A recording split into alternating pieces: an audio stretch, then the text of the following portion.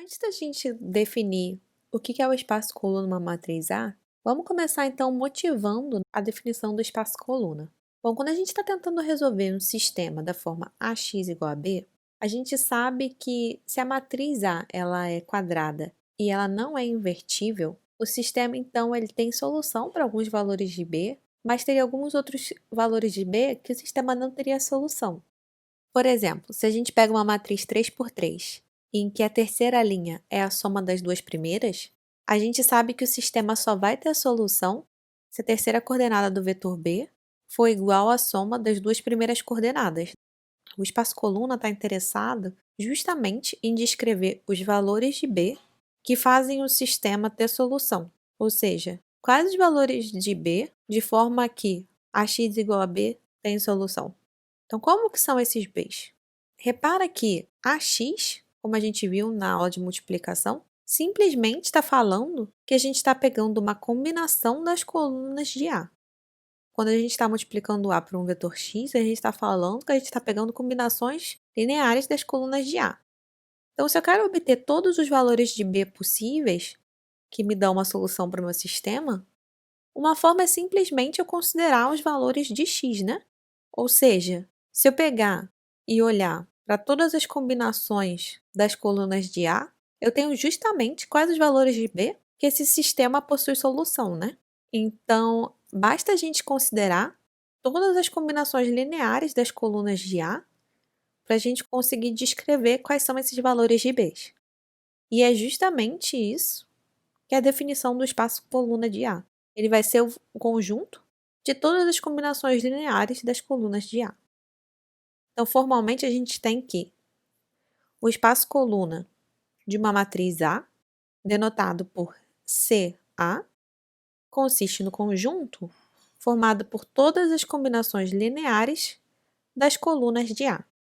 A gente tem que mostrar que isso aí vai ser, de fato, um espaço vetorial. E uma observação é justamente quando a gente está considerando todas as combinações lineares das colunas de a gente tem justamente todos os possíveis vetores AX.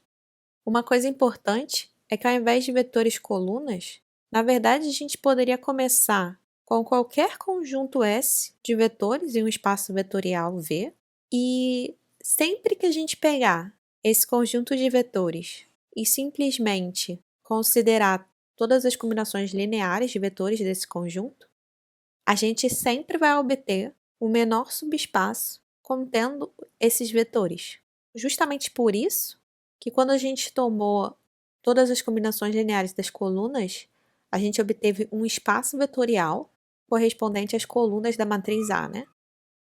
Então, de forma geral, sempre que você tem um conjunto de vetores em V, esse conjunto provavelmente não vai ser um subespaço vetorial de V. Mas se a gente pegar todas as combinações lineares dos vetores desse conjunto, aí com certeza a gente vai produzir um subespaço do nosso espaço vetorial. Então, com certeza, quando a gente pega todas as combinações lineares dos vetores colunas da matriz A gente obtém justamente um espaço vetorial que a gente vai chamar de espaço coluna da matriz A. E para mostrar justamente que ele é um subespaço vetorial, basta você reparar que ele vai satisfazer todas as regras de um subespaço vetorial. Em particular, quando a gente está olhando para esse menor subespaço contendo S, ou seja, o subespaço gerado por todas as combinações lineares dos vetores de S, a gente diz que esse subespaço é um subespaço do espaço vetorial gerado por S. Porque justamente esse conjunto aqui foi meio que o que gerou o nosso espaço vetorial V'.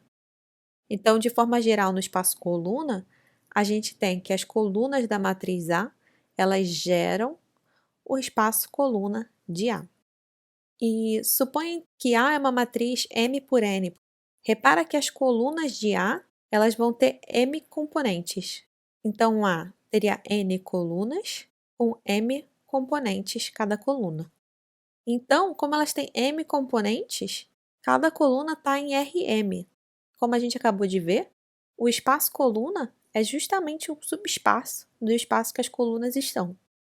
Então, em particular, o espaço coluna de A pode corresponder ao espaço zero do Rm, a uma reta no RM, pode corresponder a qualquer subespaço do RM também, ou ao próprio RM, né?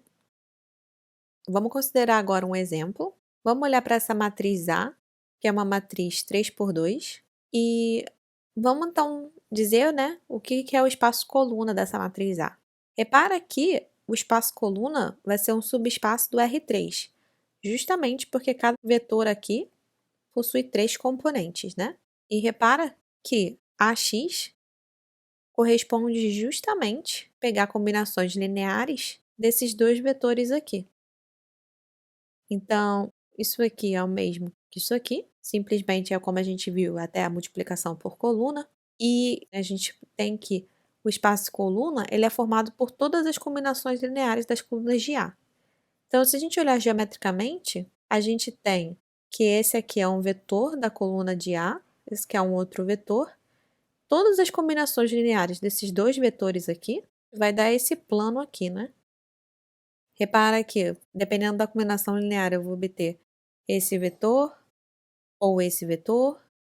ou qualquer vetor no plano, né?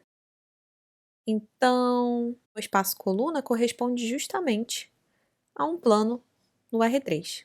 E como é que eu posso descrever ele formalmente? Bom, o meu espaço coluna de A corresponde ao conjunto de vetores formados pela combinação linear dos vetores de coordenadas 1, 4, 2, junto com o vetor de coordenadas 0, 3, 3. Então, se eu simplesmente assumir que x1 e x2 são valores reais, a gente está considerando aqui justamente todas as combinações lineares dos vetores colunas de A. E será que tem algum vetor que não está nesse espaço coluna? Bom, como a gente está vendo que o espaço coluna corresponde a um plano no R3, com certeza tem algum vetor aqui que está fora desse plano, né? Porque ele não corresponde ao R3 inteiro.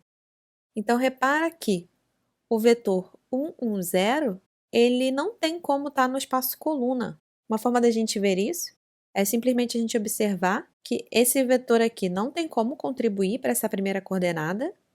Então, se eu tenho o número 1 aqui, eu peguei justamente uma vez esse vetor. E se eu quisesse obter, então, o número 1 aqui, como eu tenho já 4 quando eu pego uma vez esse vetor, eu teria que pegar menos uma vez esse vetor aqui, né? Então, esse x2 para esse vetor específico deveria ser menos 1.